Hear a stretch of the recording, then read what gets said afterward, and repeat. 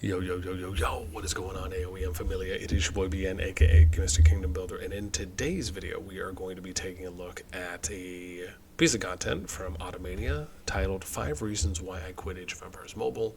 This was posted 4 months ago, has almost 20k views, so decent amount here. Probably should have more aptly been named Why I Quit Age of Empires Mobile Beta, but I digress. So we're going to listen and hear what he has to say. To give you some background on myself, I've been playing Kingdom Builder since about 2013, kind of dipping my toes in Game of War. Eventually started getting into my first big introduction, which was with Rise of Kingdoms. Prior to that, it was games like State of Survival, Lords Mobile, Art of Conquest, etc. And then after Rock, it was Infinity Kingdom, Call of Dragons, dabbling here and there with other games, something like Call of Magic I played for a little bit, and then now Age of Empires Mobile. We'll see how things go. So I thought it'd be fun to listen to this and just kind of hear what their things are, and we may even show you some interesting data and stats along the way, especially because I'm trying to get into the beta, or sorry, the global release right now, and it keeps just making me retry to get in. So I'm gonna keep going, and hopefully we get there one day. Okay, here we go. I hope y'all doing well. Time is the most precious asset we have in this life, so I wanted to make a video to save your time. Usually, every YouTuber makes videos explaining why you should play a game, but today, I will give you 5 reasons why you shouldn't play this game. These recommendations are based on my experiences and conclusions drawn from the last 3 months of playing. There may be players who think differently, and it's okay. We should respect everyone's opinion. So let's look at these reasons together. As you might guess, the biggest downside of the game is its extreme pay-to-win tendency. Although the game is still in beta, the store is filled with various purchasable packages. These packages include numerous items for leveling up heroes, maxing out anything that you can imagine, and there are no features that slow down a whale player's hero progression. This situation significantly deepens the gap between free-to-play and pay-to-win players. We also need to discuss the game's core system. The most valuable starting characters, for example, Leonidas, can only be purchased through packages. So, a paying player starts the game with a significant advantage, and this advantage increases exponentially at every stage of the game. Currently, the only hero capable of a 1 versus 9, as you might guess, is Leonidas, who can only be obtained through packages. As a free-to-play player, no matter how much I improve my hero, I can't compete with characters bought through packages. The game offers a plethora of development options, and new ones are continuously being added. When we first started the game, we could only level up characters and increase their star ratings. Later on, new ring systems that can be equipped to characters were introduced. As you might guess, it's a pay-to-win concept. As if that wasn't enough, clothes and outfits were added, and since each new item also has its own levels, you'll need to spend a significant amount of time maxing them out. And if that wasn't enough, it's also mentioned that horses will be added to the characters. So, in conclusion, when you're upgrading a hero, it's not enough to just spend tons of money to level up and increase the stars of that character. You'll also need to upgrade their rings, clothes, and horse. How wonderful! Money flows like water. Can you hear it? In summary, it wouldn't be wrong to conclude that the most famous game in this field is Rise of Kingdoms. I think Age of Empires is only trying to share the large profits that Rise of Kingdoms makes by exploiting people's money. The game involves a lot of enhancements. Okay, so let's pause here for a sec as we finish off with reason 1. Now, when I hear the individual Ottomania talking about how the game is incredibly pay to win, there's a gap between pay to win and free to play, my initial response is, well, duh. That's kind of I don't want to say that's and this isn't meant to come off negative, it's just, it is what it is, right? You will have games that have in-app purchases or IAPs in them, and Kingdom Builders are one of those types of games where if people want to spend, 10, 15, 20 grand, depending on how much it might cost, to max out an account, to get to max tier level, to get to max VIP, max buildings, max research, right? Basically kind of get to end game, pretty quickly. It gives you that opportunity to do so. If you want to be able to spend money on troop training and maybe if there's troop training events, or eventually when they add a KVK or an SVS into AoEM, if they do, right, those are things that you'll be able to spend money on. If new heroes are being released, if new accessories are being released, right, there was a mention of things like horses, rings, clothes, accessories, add-ons. You will probably be able to spend on those things in some capacity. It just is what it is. Now, for me, one of the things I typically like to cover in Kingdom Builders is what are the aspects of a game that makes it free-to-play friendly. Because the fact of the matter is that you're never going to, most likely, I should say, see a Kingdom Builder where you can progress as a free-to-play player equally in a one-to-one ratio as someone who is a high spender, right? That just kind of more or less doesn't make too much sense to a degree. Now, does the game offer enough events, enough ways to engage, things to do, participation, ways that you can accrue rewards, progression material, etc., to where, as a free-to-play player, right, and I often say where, if there's enough in the game to do to where you could play for, up to 16 hours a day if you really wanted to, right? And let's say you were someone who did that, or close to that, right, for however long, and it gave you this opportunity to maybe keep up with like low to mid spenders. Now, obviously, that's not probably the healthiest thing to do, and it's probably not a long-term sustainable approach for an human being to do. But the idea being is that, for me, I very much like to look at games in that capacity, where if you are allowing a free-to-play player and you're giving them enough things to do to where they can progress their account at a kind of faster than average pace, depending on the amount of time they would like to invest into it, I like to look at those things. There's other areas, for example, on, if a game is free-to-play friendly, what's the level of access that a free-to-play player has to all of the resources, to all of the material, to all of the heroes, to all of the accessories in the game. Can everything in the game be accessed? Can it be acquired through free-to-play means? Even if things take a longer amount of time, even if you might have to consider using premium currency on some things, is everything in the game accessible to a free-to-play player, even if it does just come down to time?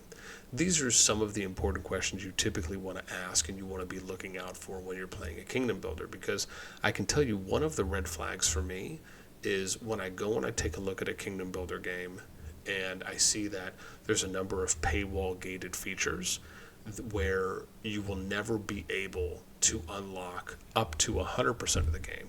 Now, this is different from being able to max everything that you unlock. We're simply referring to, do you have the ability to unlock and to acquire everything that the game has to offer as a free-to-play player? And there's more that we can dive into as well, but I don't necessarily want to go on some incredibly long tangent here, even though it probably may end up happening anyways. The next thing is the difference between the range of free-to-play and pay-to-win players. Keep in mind, there is always going to be a gap between, and well, I should say in most cases there will. If you're someone who's a hardcore free-to-play grinder, maybe you could potentially keep up with someone who like low spends. It obviously depends on the range of their spending, but if you're trying to keep up with someone who's like a mid to high spender, again, just have realistic expectations. The whole point of people spending is so they can get to end game faster or progress their account faster, so they can either pwn on noobs or pwn on people that are lower powered than them in the home kingdom, maybe go bully some people, maybe join in on a fight because they'll be able to participate in them by having higher tier troops, a stronger account. Maybe that's something that they'll enjoy. Maybe they want to level it up eventually for when KVK and SBS comes out, or maybe there's alliance via alliance events. Could be a number of reasons. But this is something that typically will always be a case, and really free-to-play's greatest asset is the amount of investment that they put in and the consistency of time that they're able to apply. The next thing that was mentioned here was about Leonidas. So Leonidas can only be purchased through packages, as they mentioned, if that still ends up being the case. Leonidas is kind of like your Minamoto in Rise of Kingdoms, or your, I guess, Lilia, if you will. I could probably refer to a different here commander in COD, but for Call of Dragons. And so, that's something as well that's kind of pretty standard in at least a number of Kingdom Builders that I've played. So I don't really think that that's kind of out of the ordinary.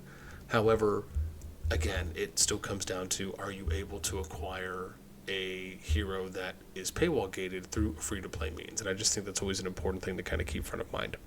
The next thing that was shown off was something like a seasonal pass. So this is kind of similar to any kind of season pass in probably a bunch of different games across genres that you may be familiar with if that game offers in-app purchases. And in Kingdom Builders, season passes are kind of standard, at least for a number of Kingdom Builders that I have participated in. And so being able to do those is just kind of another spending avenue that you're able to invest in. I don't think that's kind of out of the ordinary. Free-to-play, the next one was free-to-play cannot compete with pay-to-win for gated bundles. As I mentioned, that's something you just kind of have to look out for. I think that that's very indicative on kind of the direction that a game is going, on whether they allow a free-to-play to be able to access everything, or if they'll have certain things that are just hardcore pay-to-win gated. In most cases, well, I should say in on average cases that I've witnessed, usually Kingdom Builders will have certain things that are hardcore gated and exclusive just for spenders. I do hope eventually that changes, because I think that it would really kind of show, I believe that the genre is trending in that direction, but I just don't know if we're really there yet, where we're going to see, kind of every new Kingdom Builder coming out making those kind of meta pushing leaps, if you will, that really play more into kind of a net positive for the community as a whole. The next one is spending time on maxing VIP levels that was shown. That's something that, again, right, people that want to spend can do so if they want to level up their VIP levels. That's pretty normal. I think that's pretty standard. Doing things like horses, rings, clothes, accessories, add-ons, I do tend to agree here a little bit more, where if it gets too egregious to where you're adding in too many things that are basically March or Legion add-ons, for example, in Rock, I believe there's armaments, there's other accessories that you can add on to your marches, other things that you have to basically go and work to level up, to spend or purchase, or to kind of grind and acquire. Even in Call of Dragons most recently, you have things, for example, like artifacts, you have war pets that you can now add on, and these are things, and this is obviously aside from you just leveling up the heroes. You once you start kind of getting to where it's like too much, that I think is really indicative of where a game can come off that they're really trying to milk as much money from you as possible. And I think that in some cases, maybe even more than some cases, I think the community is smart enough to recognize that when you're adding on too many things where you have to spend significant amounts of money, especially if you want to be relevant. And typically you would not expect something like an accessory to necessarily outweigh a primary inclusion on a march. An example of this would be the hero or the commander, right? You would value a hero and commander more highly than you would necessarily an accessory or an add-on, as in the hero and the troop are the most important pieces because they give you the highest value factoring into the power. And then you have the add-ons that obviously will just kind of be smaller values and amounts. But depending on the game, sometimes accessories can have major impacts. And like I said, I think that's just something to kind of watch out for, is will they eventually add on more things? Again, I'm not privy to every single accessory that they may or may not have in the game, but I would just say keep an eye out for that. And then he also mentioned kind of comparing it to Rock, which was like the most famous game in the field. I do think that Rock is probably the most popular Kingdom Builder at the moment. Other games like Whiteout Survival, obviously Call of Dragons, even State of Survival, and Lords Mobile have among the highest downloads aside from Rock, or I should say above Rock. If you're looking at total amount of downloads within the genre, those two games are kind of leading the pack. And then the other one was like AoeM is trying to get into the Rock profits. We'll probably talk about this in a later video, but I will just say Kingdom Builders can generate and make a lot of money. I think it was reported that like Call of Dragons at one point was making like $10 million a month. I'm sure there's other articles that are out there too as well on Rock and other Kingdom Builders, or potentially how much money they were making. But yeah, dude, the Kingdom Builder genre is a pretty solid business. And even if you look at like the top 100 or top 200 strategy games, even just on the worldwide or the US market, you will find, and this is if you're just looking at the App Store, you'll find that a number of those Kingdom Builders, and I'll give you a stat here. When I pulled the data about 7 months ago, there was 91 Kingdom Builders that were on the top 200 list for the North America or United States strategy app store or leaderboard. And that's almost 50% of the games that were kingdom builders. So I mean, just kind of a crazy stat. Here we go. And level ups by its nature. Consequently, it requires players to invest years of effort. Castles can be upgraded to level 30. In addition, there are research upgrades for soldiers up to the 7th or even 8th tiers. And even upgrading to the 4th tier gives you approximately a 14-day waiting period, so you make the math for the rest. In short, while you kill time playing this game, time will also kill you. Compared to the early days of Rock, this game has more. Okay, so this is my response here, probably won't be as long, but the short version is that it takes a while to level up an account in a kingdom builder. And I will give you a stat here, right? Because I very much, very data oriented for a portion of the content that I like to put out. And I also think it's very important to educate people that are going to get into kingdom builders so you have these kind of realistic expectations. And I may do something similar like what I've done for Call of Dragons and Infinity Kingdom here in Age of Empires Mobile, just depending on, how things go. But I do this thing in Call of Dragons where I have free-to-play world records. So basically how this works is because typically in kingdom builders there is not a way to identify, easily identify, let me be clear on the language here, a free-to-play player versus someone who spends. Now, typically, you would go in and you would get screenshots, or people would screen share with you their interface on their account. And if they still have kind of a bundle package there, that typically indicates that they have not spent any money on the game, at least for some of the games that I participated in Call of Dragons, this is one of them. And basically these players here, it shows you their first T5 unlock. So this is like the max tier level troop. And most players who've played Kingdom Builders are probably pretty familiar. Typically T5 is kind of max tier in most games. Some other ones will go beyond T5. But for this one, you can see, and the most important column here is column D.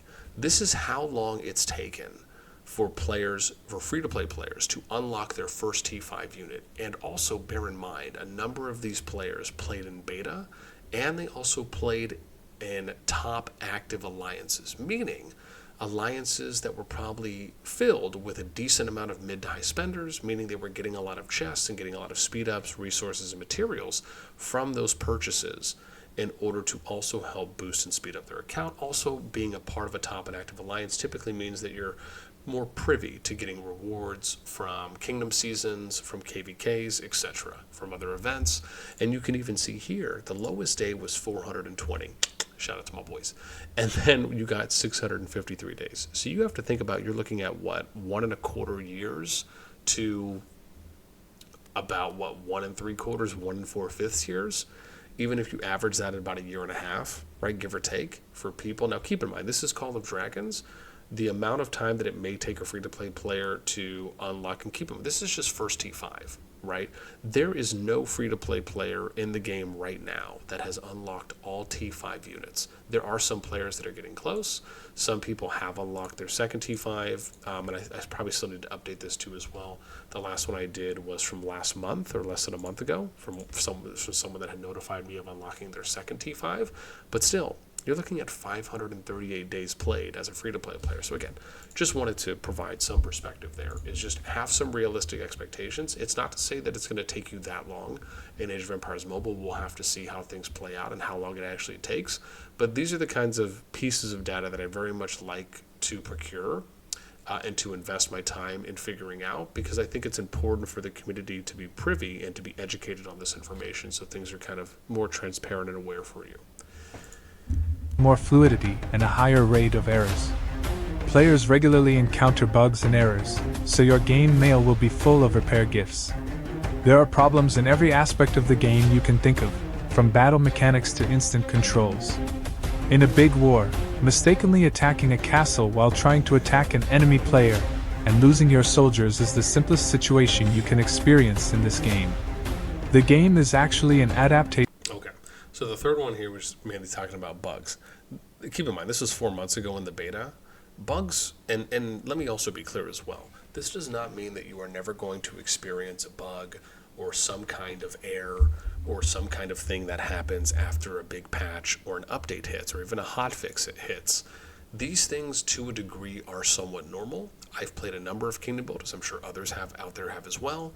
And I would like to believe that the people who have played Kingdom Builders for a while have some level of realistic expectation that there may be times, and maybe multiple times, depending on how many, where you're going to see bugs that occur after an update hits. You'll see random bugs that just pop out of nowhere. You'll see players that stress test and do trial and errors to find bugs. So again, unless the game is just completely riddled with bugs on global release and the developers and the team are just absolutely not doing anything to actually attempt to fix and correct these things, and they're just letting them stand for a while, okay, maybe that's something to worry about. But I don't know if I've heard of any reports of that happening or anyone that has really been claiming that in Age of Empires Mobile. I'm sure for those of you that have been playing in the beta a little bit longer than me, you can let me know in the comments down below. But I'd like to believe that the devs and typically COD teams will address these things when they happen. So this is just kind of normal to me. I don't really view that as a negative. I just kind of view that as, hey, it is what it is.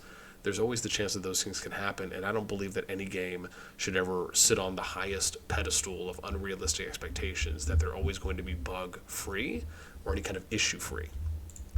What was this one? The only similarity with Age of Empires, its name. Previously released Chinese game into the Age of Empires theme, and later, some elements from Rock were added to create a copy of Rock. Unfortunately, there is very little originality in the game. The events developed by the game are... Okay, cool. So reason 4. So, and again, I'm probably going to do a separate video on this as well, but Age of Empires Mobile,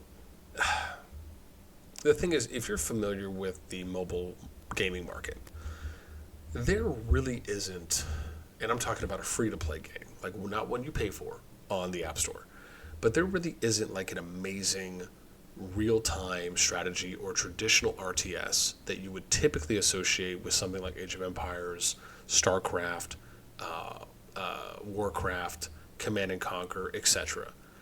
There isn't. I mean, there are RTSs on the market, but there's nothing that you would say is just like just amazing. The graphics are fantastic. The interface, it's fluid. Controls are amazing.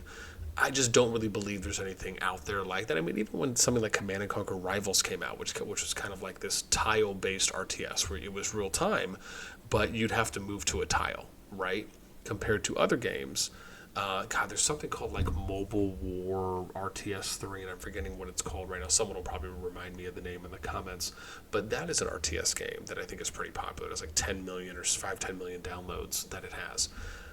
But I just think people have to have some level of realistic expectation here that, again, you have to kind of be privy to like where the meta is, like where's the frontier on the market right now for traditional RTS games in mobile gaming versus where it is on PC.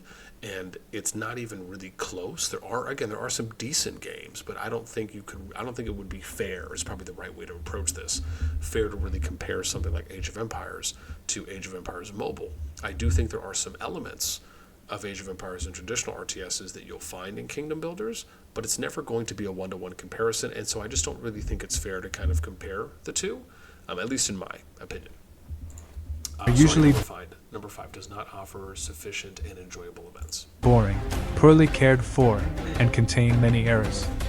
They regularly remove and add new events, confusing players.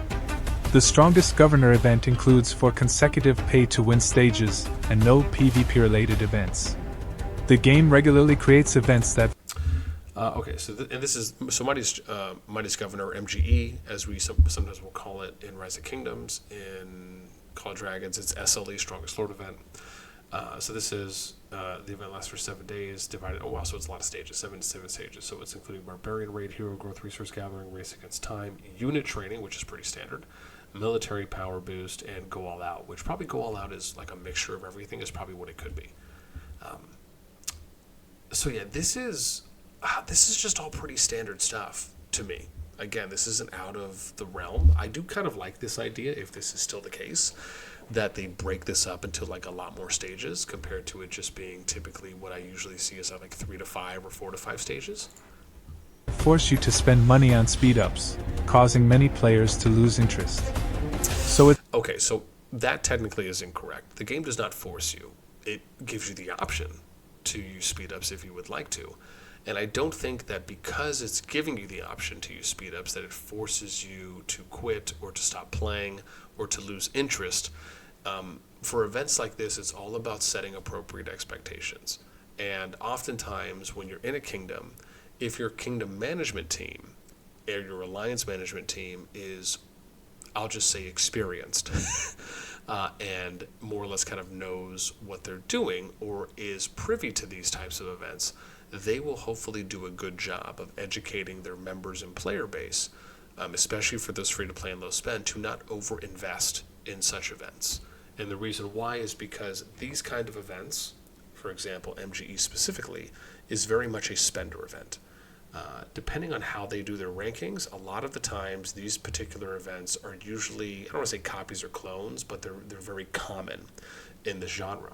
And usually the rewards for these types of events are typically things like commander sculptures or hero material for being able to level up skills in your heroes, which have high value.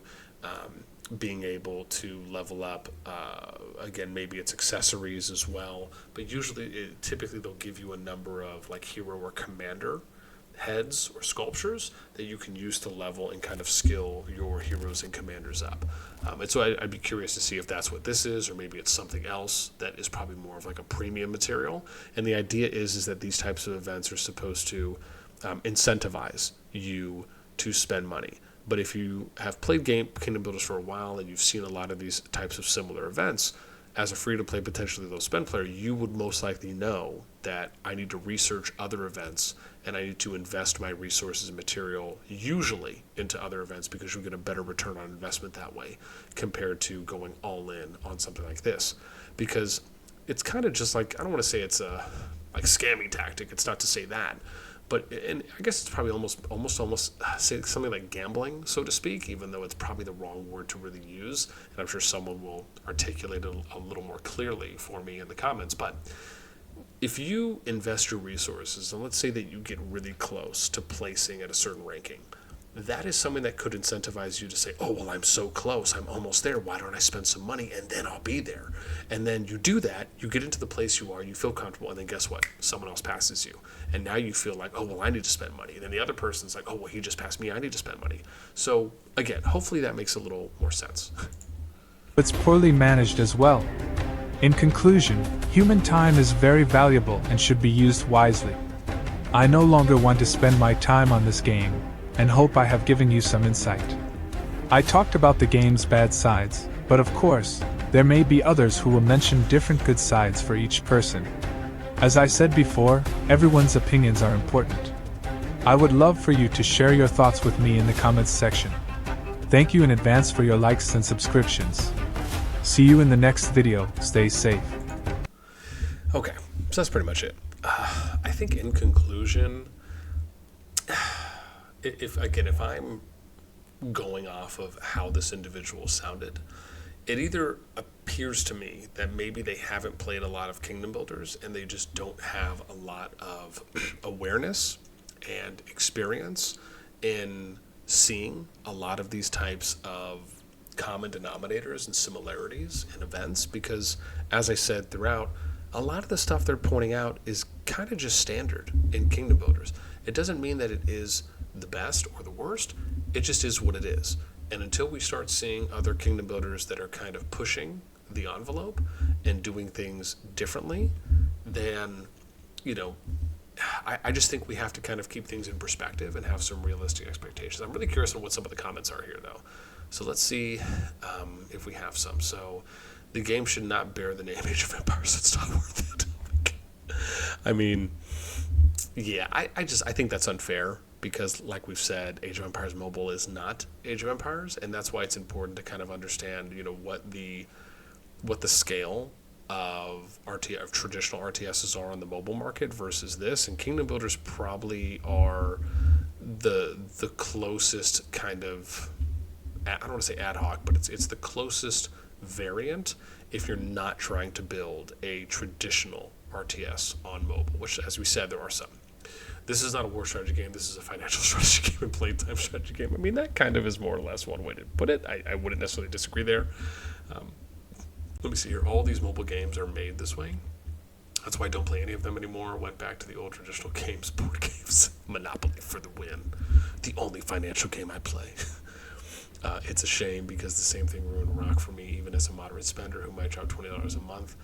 I don't know if I'd consider that moderate spending. I would actually consider that like low spending. I stood zero chance.